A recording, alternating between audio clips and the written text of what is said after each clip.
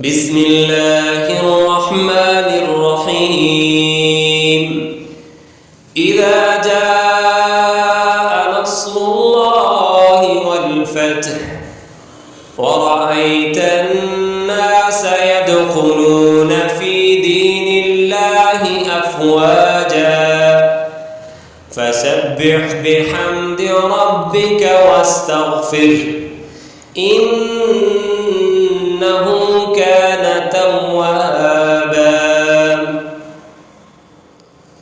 بسم الله الرحمن الرحيم إنا أعطيناك الكوثر فصل لربك وانحر إن شانئك هو الأبتر.